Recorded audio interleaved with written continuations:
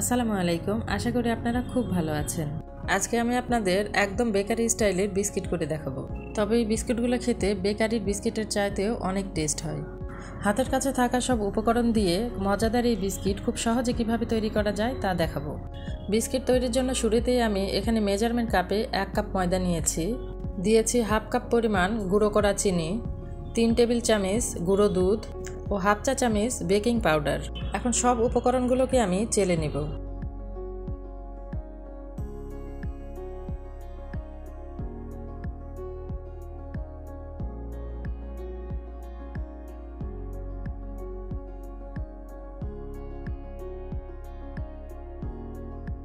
এখন এই উপকরণগুলোর মধ্যে আমি হাফ কাপ পরিমাণ সয়াবিন তেল দিয়ে একটি ডো তৈরি করে নেব।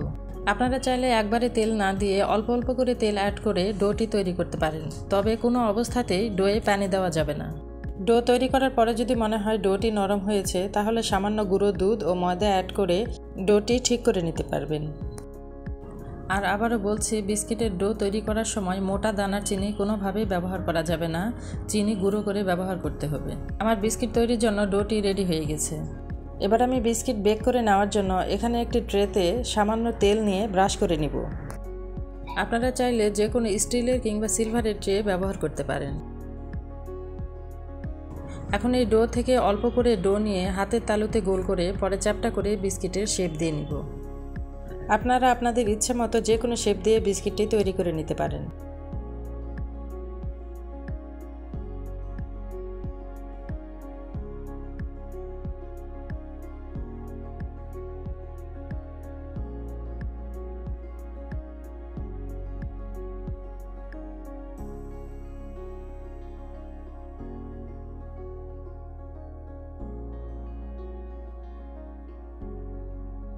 আমি একে একে সব বিস্কিটেরই শেপ দিয়ে নিয়েছি।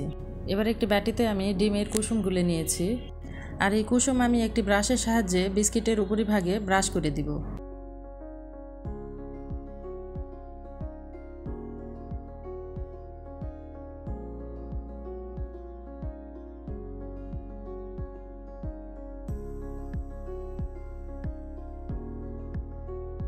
আমি সবগুলো বিস্কিটের উপরই কুসুম ব্রাশ করে নিয়েছি, আর এখানে আমি কিছু কুচি করা বাদাম নিয়েছি।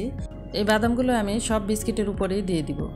এতে করে বিস্কিটগুলো দেখতেও সুন্দর লাগবে আর বিস্কিটের স্বাদও ভালো আসবে।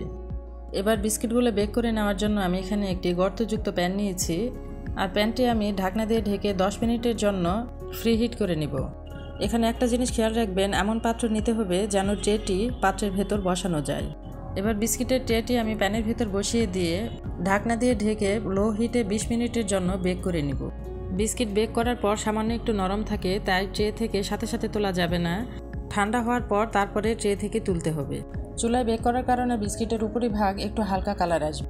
রেসিপিটা ভালো লেগে থাকলে বাসায় অবশ্যই ট্রাই করবেন, আর নতুন নতুন ভিডিও পেতে আমার চ্যানেলটি সাবস্ক্রাইব করবেন। ধন্যবাদ।